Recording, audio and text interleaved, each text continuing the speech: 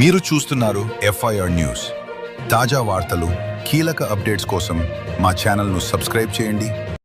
ఈరోజు ప్రజా సమస్యల పరిష్కార వేదికలో ఆదోని సబ్ కలెక్టర్ గారికి ఆదోని మండలంలో 10 గ్రామాలలో ఉన్నటువంటి ప్రభుత్వ చెరువులు ఏవైతే ఉన్నాయో వాటిని అభివృద్ధి చేయాలని చెప్పేసి ఈరోజు అభివృద్ధి చేయడంతో పాటు ఎక్కడైతే ఆక్రమాలకు ప్రభుత్వ చెరువులు గురవుతున్నాయో వాటికి హద్దులు చూపండి అని చెప్పేసి గత ఏడాది ఎంఆర్ఓ గారికి కూడా ఫిర్యాదు చేయడం జరిగింది.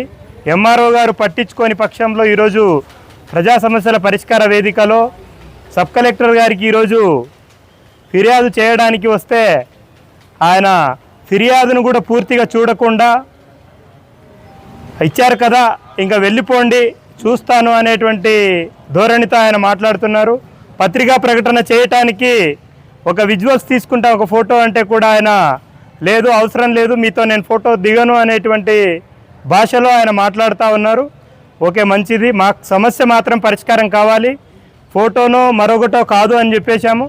ఏడాది క్రితం ఎంఆర్ఓ గారికి ఇచ్చాము.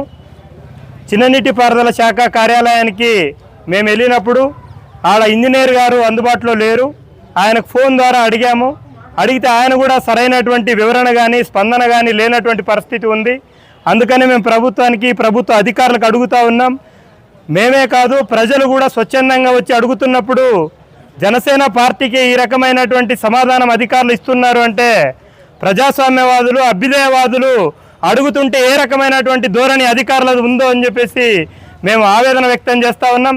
ఇప్పటికైనా జిల్లా కలెక్టర్ గారు స్పందించాల్సినటువంటి అవసరం ఉంది. ఎందుకంటే చిన్ననీటిపారుదల శాఖ అధికారులు పనిచేస్తున్నారా లేదా చూడాల్సినటువంటి అవసరం ఉంది. ఆదోని ఎంఆర్ఓ గారు, సబ్ కలెక్టర్ గారు పనిచేస్తున్నారా లేదా అనేటువంటి వీళ్ళపైన కూడా విచారణ జరపాల్సినటువంటి అవసరం ఉంది. ఎందుకంటే ప్రజా సమస్యల పరిష్కార వేదికలో వస్తున్నటువంటి వాటికి పూర్తిగా నిర్లక్ష్యంగా మాట్లాడుతున్నటువంటి సబ్ కలెక్టర్ గారు ఇలాంటి వారు ప్రజా సమస్యల పరిష్కార వేదికలో కూర్చోవటానికి నా అనర్హుడు అని మేము చెప్తా ఉన్నాం.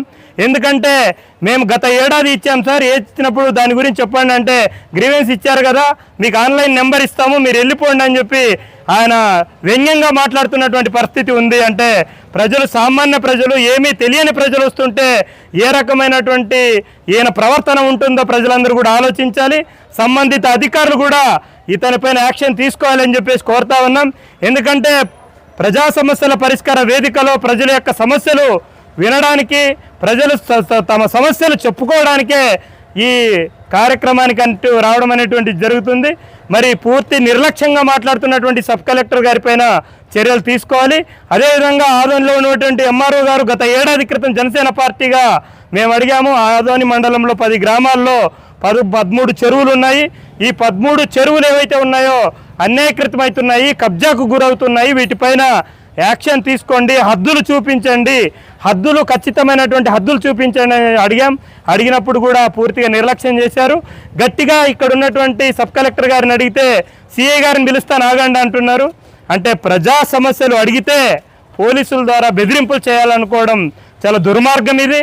కానీ ప్రజా సమస్యలు అడుగుతూ ఉంటే పోలీసుల ద్వారా మీరు భయపెట్టాలని చూస్తే ఎవరు భయపడేటువంటి పరిస్థితి ఉండదు.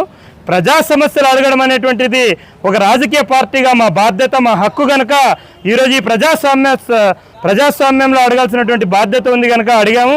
మరి ఆయన నిర్లక్ష్యంగా మాట్లాడుతున్నారు కాబట్టి దీనిపైన స్థానికంగా ఉన్నటువంటి ఈ సబ్ కలెక్టర్ గారి పైన కలెక్టర్ గారు కూడా చర్యలు తీసుకోవాలని కోరుతా ఉన్నాం. నా పేరు తాహిర్ వలి, జనసేన పార్టీ మండల అధ్యక్షులు, ఆదోని.